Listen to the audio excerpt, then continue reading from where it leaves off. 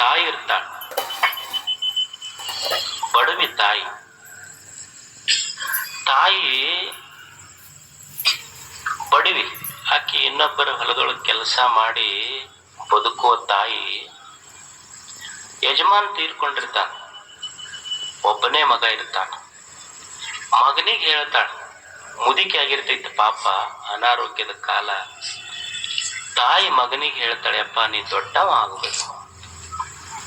ಅಕಸ್ಮಾತ್ ನಮಗ್ ಅಂದಿದ್ರೆ ನಾವು ದೊಡ್ಡವರಾದಿ ಅಂತ ಹೊಂಟ ಬಿಡ್ತಿದ್ವಿ ನಾವು. ತಾಯಿ ಮಗನಿಗೆ ಹೇಳ್ತಾಳ, ಮಗ ನೀ ದೊಡ್ಡವ ಆಗ್ಬೇಕು. ಮಗ ಕೇಳ್ತಾನ, ಯವ ದೊಡ್ಡವ ಆಗ್ಬೇಕಾದ್ರೆ ಏನ್ ಮಾಡು,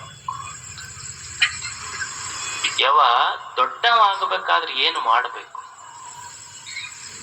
ಅವು ಅಂತಾಳ, begin your day with God, end your day with God. One day definitely you will be great like God. ಮಗ ಬೆಳಿಗ್ಗೆ ಏಳುವಾಗ ದೇವನ ನೆನಹಿನೊಂದಿಗೆ ಏಳು, ಮಲಗುವಾಗ ದೇವನ ನೆನಹಿನೊಂದಿಗೆ ಮಲಗು. ಏಳುವಾಗ ದೇವನ ನೆನಹಿನೊಂದಿಗೆ ಏಳು, ಮಲಗುವಾಗ ದೇವನ ನೆನಹಿನೊಂದಿಗೆ ಮಲಗು. ಒಂದು ದಿವಸ ನೀ ದೇವರಾಗ್ತಿ. ಊರನ್ ಜನ ದೇವರಂತ ಮನುಷ್ಯ ಅಂತ ಕರೀತಾರೆ ನಿನಗ. ಇದು ಜೀವನ ವಿಧಾನ. ಇದು ದೇವನನ್ನ ನೆನೆಸಿ ಏಳ್ಬೇಕು, ದೇವನನ್ನ ನೆನೆಸಿ ಮಲ್ಕೋಬೇಕು. ದೇವ ಇದರ ಅರ್ಥ ದೊಡ್ಡದು, ಬ್ರಹ್ಮ ಇದರ ಅರ್ಥ ಯಾವುದು ದೊಡ್ಡದು ಅದು ಬ್ರಹ್ಮ.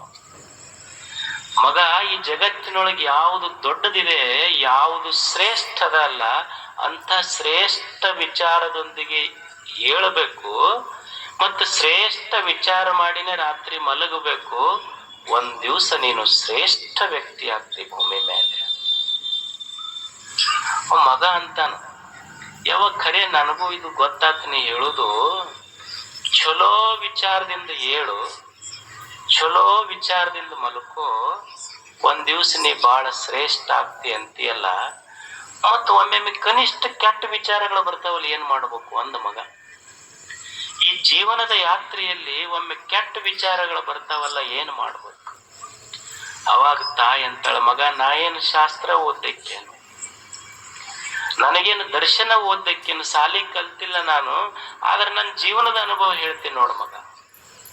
ಮಗನ ಪ್ರಶ್ನೆ ಏನು, ನೀ ದೊಡ್ಡವ ಶ್ರೇಷ್ಠ ಆಗಬೇಕಂತ ಹೇಳ್ತೀಯವ ಖರೆ, ಆದ್ರೆ ಜೀವನದ ಯಾತ್ರೆಯೊಳಗೊಮ್ಮೆ ಕೆಟ್ಟ ವಿಚಾರ ಬರ್ತೈತೆಲ್ಲ, ಏನ್ ಮಾಡಬೇಕು? ಅವಾಗ ಅವು ಅಂತಾಳ, ನಾನು ಸಾಲಿ ಕಲ್ತಕ್ಕೆಲ್ಲ, ಶಾಸ್ತ್ರ ಓದಕ್ಕೆಲ್ಲ, ಒಂದು ಜೀವನದ ಅನುಭವ ಹೇಳ್ತೀನಿ ಕೇಳ ಮಗ. ನನ್ನ ಹಿತ್ತಲದೊಳಗೊಂದು ಮಾವಿನ ಗಿಡ ಹಚ್ಚಿನ ನಾನು. ಆ ಮಾವಿನ ಗಿಡಕ್ಕ ದಿವಸ ನೀರ ನಾ ಏನು ಫಿಲ್ಟರ್ ನೀರ್ ಹಾಕಿಲ್ಲ, ಅದಕ್ಕೆ ಸುಮ್ಮನೆ ಬಚ್ಚಲ್ ನೀರನ್ನ ಹಿಂಗ್ ಸ್ವಲ್ಪ ಒಂದು ದಾರಿ ಮಾಡಿಬಿಟ್ಟಿನ ಅದಕ್ಕೆ ಕೌಲ. ನಾನು ಮಾವಿನ ಗಿಡಕ್ಕೇನ ರಾಡಿ ಫಿಲ್ಟರ್ ಮಾಡಿ ನೀರ್ ಹಾಕಿಲ್ಲ, ರಾಡಿ ನೀರ್ ಹಾಕಿನಿ. ಮಾವಿನ ಸಸಿ ಇತ್ತು, ಮಾವಿನ ಸಸಿಗೆ ನಾನ್ ಹಾಕಿದ್ದ ರಾಡಿ ನೀರ. ಆದ್ರ ಅದು ಒಂದ್ ದಿವ್ಸ ದೊಡ್ಡ ಮರ ಆಗೈತಿ. ನನ್ನ ಅನುಭವ ಏನ್ ಹೇಳ್ತೈತಿ ಮಗ, ಆ ಸಸಿಗೆ ನೋಡು, ಸಸಿಗೆ ನಾನು ಕೊಟ್ಟದ್ದು ಕೆಟ್ಟ ನೀರ, ನಾನು ಕೊಟ್ಟ ಕೆಟ್ಟ ನೀರು ಹೀರಿ ಸಸಿ ಮರ ಆಗಿ ಬೆಳೆದೈತಿ. ಹಂಗ ಮನುಷ್ಯನೊಳಗ ಒಮ್ಮೆ ಕೆಟ್ಟ ವಿಚಾರ ಬರ್ತಾವಲ್ಲ, ಕೆಟ್ಟ ವಿಚಾರ ಮೀರಿ ಮನುಷ್ಯ ಸಮಾಜಕ್ಕೊಂದು ವರವಾಗಿ ಬೆರಿಬೇಕು. ಇದು ಜೀವನ ವಿಧಾನ, ಇದು ಬದುಕುವ ಪದ್ಧತಿ ಅಂತ ತಾಯಿ ಕಲಿಸ್ಬೇಕು ಮಕ್ಕಳಿಗೆ. ಆಕಿ ಶಾಸ್ತ್ರಗಳನ್ನು ಓದಿದ ಋಷಿ ಅಲ್ಲ, ಆದ್ರೆ ಆಕಿ ತಲೆಯಾಗಿತ್ತು, ನನ್ನ ಮಗ ಖುಷಿಯಾಗಿರ್ಬೇಕು ಅನ್ನೋದು ತಾಯಿ ತಲೆಯಾಗಿತ್ತು. ಎಷ್ಟು ಸರಳ ಉದಾಹರಣೆ ಹೇಳ್ತಾಳೆ. ಒಂದು ಮರ ಕೆಟ್ಟ ನೀರು ಹೀರಿ ಮರ ಆಗೈತಿ, ಕೆಟ್ಟ ವಿಚಾರ ಮೀರಿ ಚಲೋ ಮನುಷ್ಯ ಆಗಬೇಕು ಅನ್ನೋದು ತಾಯಿಯ ಮಾತು, ಜೀವನದ ಅನುಭವ. ಇಂಥದ್ದು ಕಲಿಸ್ಬೇಕು ನಾವು ಮಕ್ಕಳಿಗೆ. से ही हिंदू संस्कृति और के ज्ञान को गहराई से समझना चाहते हैं तो सीखो ऐप पे जाइए, जहां आपको मिलेगा धर्म, संस्कृति और इतिहास का ऐसा गहरा ज्ञान। सीखो ऐप डाउनलोड करो, इंस्टॉल नाउ पे क्लिक करो और अभी सीखो ऐप डाउनलोड।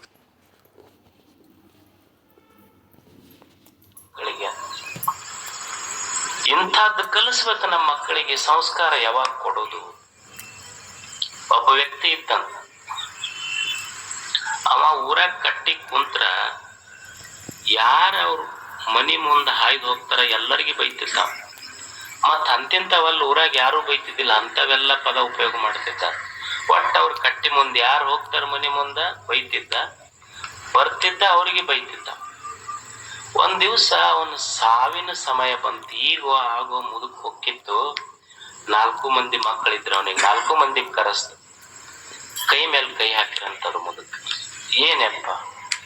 ಇಲ್ಲ, ನಾ ಇನ್ನೊಂದು ಕ್ಷಣಕ್ಕೆ ಹೋಗ್ಬಿಡ್ತೀನಿ, ಸಾವ ಸಮೀಪ ಬಂದೈತಿ, ನೀವೊಂದು ಮಾತು ನಡೆಸಿಕೊಡ್ಬೇಕು. ನಾ ಏನು?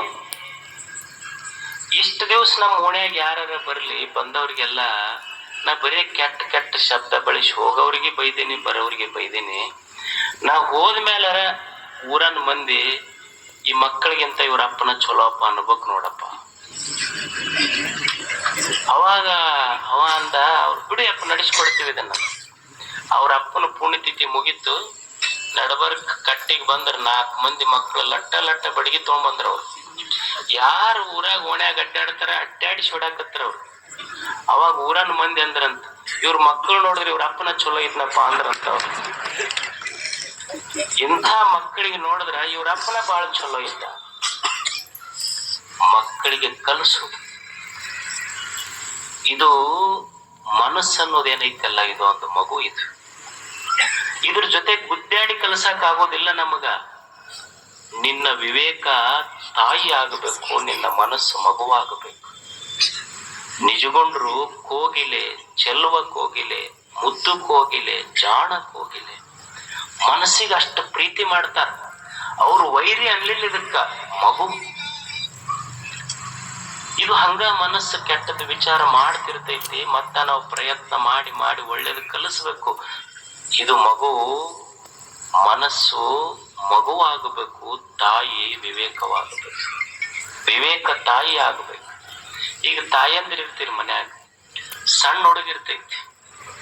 ಅದು ಎದ್ದು ಕೂಡಲೇ ನೀವು ಸ್ನಾನ ಮಾಡಿಸ್ತೀರಿ. ಅದಕ್ಕ ಸ್ನಾನ ಮಾಡಿಸಿ ಸ್ನೋ ಪೌಡರ್ ಎಲ್ಲ ಹಚ್ಚಿ ಡೈಫರ್ ಗೀಫರ್ ಹಾಕಿ ಮನಗಿಸ್ತೀರಿ. ಅದು ಮತ್ತೆ ಹೆಸಿಗೆ ಮಾಡ್ತೀವಿ.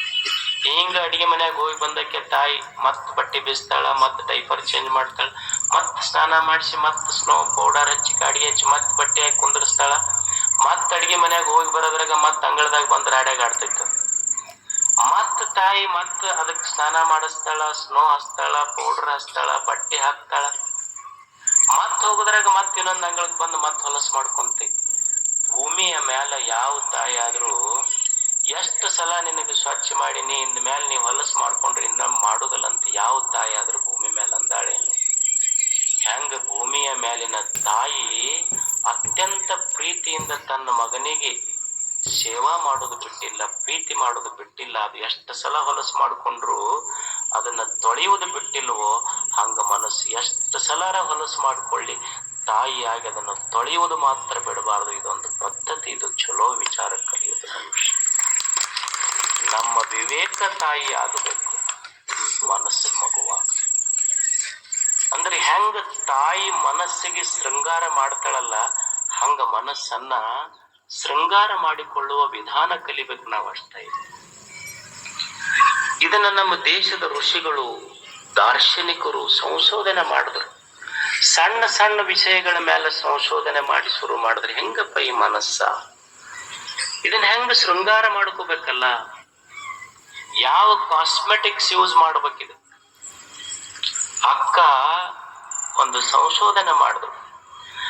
ಕಣ್ಣಿಗೆ ಶೃಂಗಾರ ಗುರು ಹಿರಿಯರ ನೋಡುವುದು, ಕರ್ಣಕ್ಕೆ ಶೃಂಗಾರ ಪುರಾತನರ ಸುಗೀತಂಗಳ ಕೇಳುವುದು, ವಚನಕ್ಕೆ ಶೃಂಗಾರ ಸತ್ಯವ ನುಡಿಯುವುದು, ಸಂಭಾಷಣೆಗೆ ಶೃಂಗಾರ ಸದ್ಭಕ್ತರ ನುಡಿಗಡಣ, ಕರಕ್ಕೆ ಶೃಂಗಾರ ಸತ್ಪಾತ್ರ ಕೀವುದು, ಜೀವಿಸುವ ಜೀವನಕ್ಕೆ ಶೃಂಗಾರ ಗಣಮೇಳಾಪ, ಇವಿಲ್ಲದ ಜೀವಿಯ ಜೀವನ ಏತಕ್ಕೆ ಬಾತೆಯ ಚನ್ನ ಮಲ್ಲಿಕಾರ್ಜುನ. ಏನು ಶೃಂಗಾರ ಮಾಡ್ಬೇಕು ಅಂದ್ರೆ ಕಣ್ಣಿಗೆ ಕಣ್ಣು ಶೃಂಗಾರ ಆಗಬೇಕು, ಕಿವಿ ಶೃಂಗಾರ ಆಗಬೇಕು, ನಾಲಿಗೆ ಶೃಂಗಾರ ಆಗಬೇಕು, ಕೈ ಶೃಂಗಾರ ಆಗಬೇಕು, ನಮ್ಮ ಡೈಲಾಗ್ ಸಂಭಾಷಣೆ ಶೃಂಗಾರ ಆಗಬೇಕು, ನಮ್ಮ ಜೀವನವೇ ಶೃಂಗಾರ ಆಗಬೇಕಲ್ಲ. ಸೌಂದರ್ಯ ಬಳಸ್ತಾಳ ಅಕ್ಕ. ಹೆಂಗ ಜೀವನ ಶೃಂಗಾರ ಮಾಡ್ಕೋಬೇಕು? ಕಣ್ಣಿಗೆ ಶೃಂಗಾರ ಗುರು ಹಿರಿಯರ ನೋಡುವುದು. ಕಣ್ಣಿಗೆ ಕಲಿಸ್ಬೇಕಂತ ಇದಕ್ಕ. ಈಗ ನೀವು ಇದು ನೋಡಿದ್ರಿ, ಕುಂಭಮೇಳ ನಡೀತ್ ನೋಡಿದ್ರಿ. ಕಣ್ಣು ಏನು ನೋಡಬೇಕು? ಕುಂಭಮೇಳ ನಡೆದಾಗ ಎಲ್ಲರೂ ಹೋಗಿದ್ದು ಕುಂಭಮೇಳ ನೋಡಕ್ಕಂತ. ಆದ್ರ ನೋಡಿದ್ದೆಲ್ಲ ರುದ್ರಾಕ್ಷಿ ಮಾರುವ ಹೆಣ್ಮಗಳು ಮೊನಾಲಿಸ. ಮೋಹ ಬಿಡ್ಬೇಕಂತ ಹೋಗಿ ಭಕ್ತಿನ ಬಿಟ್ಟು ಬಂದ್ರೆ ಎಲ್ಲರೂ ಗಂಗಾ ನದಿ. ಕಲಿಸ್ಬೇಕಿದ ಕಣ್ಣಿಗೆ ಗೊತ್ತಿಲ್ಲ ಯಾವಾಗ ಏನ್ ಮಾಡ್ತೈತೆ ಅನ್ನೋದು. ಕಣ್ಣಿಗೆ ಶೃಂಗಾರ ಗುರು ಹಿರಿಯರ ನೋಡುವುದು. ಗುರು ಹಿರಿಯರ ನೋಡುವುದು ಅಂದ್ರ ಯಾರು ಗುರು ಯಾರು ಹಿರಿಯರು? ಯಾರಿಗ್ ಗುರುಗಳು ಯಾರಿಗ್ ಹಿರಿಯರ್ ಅನ್ಬೇಕ್ರಿ? ಏನ್ ಮೀಸಿ ಬಂದವ್ರು ಹಿರಿಯರ? ಅವ್ ಜೊಂಡಿಗ್ಯಾಗೂ ಮೀಸಿ ಬಂದಿರ್ತಾವ, ಮನ್ಯಾಗ ಬೆಕ್ಕಿಗೆ ಬಂದಿರ್ತಾವ, ಹೋಗಲ್ಲ ಅವಕ್ಕೇನ್ ಹಿರಿಯರ್ ಅನ್ಲಿಕ್ಕೆ ಆಗ್ತಿಲ್ಲ. ಯಾರು ಗುರುಗಳು ಯಾರು ಹಿರಿಯರು ಅಂದ್ರ ಯಾರ ಜೀವನದೊಳಗ ಸರಿ ತಪ್ಪ ಅಂತ ವಿವೇಕದಿಂದ ತಿಳಿದು ಬದುಕ್ತಾರಲ್ಲ ಅವರಿಗೆ ಗುರುಗಳು ಹಿರಿಯರು ಅನ್ನಬೇಕಷ್ಟ. ಸರಿ ತಪ್ಪ ಅಂತ ಅದು ಸಣ್ಣ ಹುಡುಗಿರಲಕ್ಕ, ಇದು ಸರಿ ಇದು ತಪ್ಪ ಅಂತ ಯಾರು ತಿಳಿದು ಬದುಕ್ತಾರಲ್ಲ ಅವರ ಗುರುಗಳು, ಅವರ ಹಿರಿಯರಷ್ಟೆ. ಕಣ್ಣಿಗೆ ಶೃಂಗಾರ ಗುರು ಹಿರಿಯರ ನೋಡುವುದು. ಸ್ವಲ್ಪ ನೋಡು, ಅಂಥವ್ರು ನೋಡುವುದು ಅಂದ್ರ ಅವ್ರ ಚರಿತ್ರೆ ಓದು. ಅಂಥವ್ರ ಚರಿತ್ರೆ ಮೇಲೆ ಸ್ವಲ್ಪ ಕಣ್ಣು ಹಾಕು ಅಂತ. ಚಾರಿತ್ರ್ಯವಂತರದಾರ ಭೂಮಿ ಮೇಲೆ, ಹೇಗೆ ಸಾಧನ ಮಾಡಿದವ್ರು ಅದಾರಲ್ಲ ಅಂಥವ್ರ ಚರಿತ್ರೆ ಮೇಲೆ ಸ್ವಲ್ಪ ಕಣ್ಣಾಡಿಸು. ಏನು ಬದುಕ್ಯಾರ ಭೂಮಿ ಮೇಲೆ, ಎಂತಿಂತವ್ರು ಬದುಕ್ಯಾರ ನೋಡೊಂದ್ಸಲ. ಅಂಥವ್ರ ಬದುಕು ನೋಡಿದ್ರೆ ಸ್ಫೂರ್ತಿ ಬರ್ತೈತಿ ಮನುಷ್ಯ ಬದುಕಾಕ. ಅಂಥವ್ರ ಜೀವನ ಚರಿತ್ರೆ ಮೇಲೆ ಕಣ್ಣಾಡಿಸು ಸ್ವಲ್ಪ. ನೀವು ಒಂದು ಘಟನಾ ಕೇಳಬೇಕು. ತಮಿಳುನಾಡಿನೊಳಗೆ ಒಂದು ಘಟನಾ ನಡೀತು. ಅಂಬಿಕಾ ಅಂತ ಹೇಳಿ ಒಬ್ಬ ಹೆಣ್ಮಗಳು 14 ವರ್ಷಕ್ಕೆ ಆಕೆಗೆ ಮದುವೆ ಆಯ್ತು. ಬಾಲ್ಯ ವಿವಾಹ ಆಯ್ತು. ಅವ್ರ ಯಜಮಾನ್ ಪೊಲೀಸ್ ಇದ್ದ. 18 ವರ್ಷ ಅನ್ನೋದ್ರಾಗ ಆಕೆಗೆ 2 ಮಕ್ಕಳಾಗಿದ್ದು. ಅಂದ್ರೆ ಯಾವ ಮದುವೆ ಮಾಡೋ ವಯಸ್ಸಲ್ಲ, ಅಷ್ಟೊತ್ತಿಗೆ 2 ಮಕ್ಕಳಾಗಿದ್ದು. ಮದುವೆ ಆದ ಕೂಡಲೇ ಸಾಲಿ ಬಿಡಿಸ್ಬಿಟ್ರ ಹೆಣ್ಮಗಳಿಗೆ. ಆ ಅಂಬಿಕಾ ಹೆಣ್ಮಗಳು ಏನ್ ಮಾಡಿದ್ಲಂದ್ರ, ಗಂಡ ಪೊಲೀಸ್ ಇದ್ನಲ್ಲ, ಈ ಪೊಲೀಸ್ ಪರೇಡ್ ನಡೀತೈತಲ್ಲ ಸ್ವಾತಂತ್ರ್ಯ ದಿನಾಚರಣೆ ದಿವಸ, ಅದನ್ನ ತಾನು 2 ಮಕ್ಕಳಿಗೆ ಎತ್ಕೊಂಡು ನೋಡಕ್ ಹೋದ್ಲು ಒಂದ್ ದಿವ್ಸ. ಯಜಮಾನ್ ಪೊಲೀಸ್ ಪರೇಡ್ ಮಾಡುವಾಗ ಸ್ಟೇಜ್ ಮೇಲೆ ಒಬ್ರು ನಿಂತಿದ್ರಲ್ಲ, ಇವ ಸಲ್ಯೂಟ್ ಹೊಡ್ಕೊಂತ ಹೋದ. ಆಕಿ ಗೊತ್ತಿಲ್ಲ ಅವ್ರು ಯಾರು ಅಂತ. She was A drop out, ಸಾಲಿ ಬಿಡಿಸಿದ ಹೆಣ್ಮಗಳು. ಆಕಿ ಬಂದು ಕೇಳಿದ್ಲು, ಅಲ್ಲ ನೀವು ಹಿಂಗ್ ಪರೇಡ್ ಮಾಡ್ಕೊಂತ ಹೋಗುವಾಗ ಮ್ಯಾಲೊಬ್ರು ಅವರು ನಿಮ್ಮಂತ ಡ್ರೆಸ್ ಹಾಕ್ಯಾರ, ಕಾಕಿ ಡ್ರೆಸ್, ನೀವು ಕೆಳಗ್ ನಡ್ಕೊಂತ ಹೋಗ್ತಿದ್ರಿ, ಅವ್ರು ಮ್ಯಾಲ್ ನಿಂತಿದ್ರು, ಅವ್ರಿಗೆ ನೀವು ಸೆಲ್ಯೂಟ್ ಹೊಡ್ಕೊಂತ ಹೋದ್ರಿ ಅಲ್ಲ, ನಮಸ್ಕಾರ ಮಾಡ್ಕೊಂತ ಯಾಕ? ಇಲ್ಲ ಅವ್ರು ನಮ್ ಸಾಹೇಬರು. ಅವಾಗ ಅಕ್ಕಿ ಅಂದ್ಲು, ಸಾಹೇಬ್ರ ಆಗ್ಬೇಕಂದ್ರೆ ಏನ್ ಮಾಡ್ಬೇಕು? ಹುಚ್ಚಿ, ಸಾಹೇಬ್ರ ಆಗ್ಬೇಕಂದ್ರೆ UPSC ಓದ್ಬೇಕು, ಅಂದ್ರೆ SP ಆಗ್ತಾರ. ಅವಾಗ ಹೆಣ್ಮಗಳಂದ್ಲು, ನಾ ಆಗಬಹುದನಂತಂದ್ಲಕ್ಕಿ. 2 ಖುಷಿನ ಹೊತ್ಕೊಂಡು, ನಮ್ ಮನ್ಯಾಗ ಅವ್ವರಿಗೆ ಹೇಳ್ರಿ 2 ಮಕ್ಳ ಆತಂದ್ರ ಸ್ವಲ್ಪ ಏನ್ರ ಬಟ್ಟಿ ತೊಳಿ ಅಂದ್ರೆ ಗೊತ್ತಿಲ್ಲ, ನೆಟ್ಟು ಸಿಜ್ರಿನ್ ಆಗ್ಯಾವ ನಮ್ಮ ಅಂತಿರ್ತಾರ. ಆಕಿ 2 ಮಕ್ಕಳ ತಾಯಿ, ಅಲ್ಲ ನಾ ಆಗ್ಬಹುದನ್ SP ಅಂತ. ಗಂಡ ನಕ್ಕ, ಹುಚ್ಚಿ ಅಂದ. ಯಾಕಂದ್, ನಿಂದ SSLC ಪಾಸ್ ಆಗಿಲ್ಲ ಇನ್ನು ಅಂದ್. ಅಲ್ಲೊಂದು ಪ್ರಯತ್ನ ಮಾಡ್ತೀನಿ ಅಂದ್ಲಕ್ಕಿ. ಗಂಡ ಸಪೋರ್ಟ್ ಮಾಡಿ ಹಂಗಿದ್ರಂತ. ಆಕಿ ಮನ್ಯಾಗ ಕೂತ್ SSLC ಎಕ್ಸಾಮ್ ಬರೆದು ಪಾಸ್ ಆದ, PUC ಬರೆದು ಪಾಸ್ ಆದ, ಮನ್ಯಾಗ ಕುಂತು ಡಿಗ್ರಿ ಎಕ್ಸಾಮ್ ಬರೆದು ಪಾಸ್ ಆದ್ಲು. UPSC ಪರೀಕ್ಷಕ ಮದ್ರಾಸ್ ಹೋದ್ಲು. ಇಲ್ಲಿ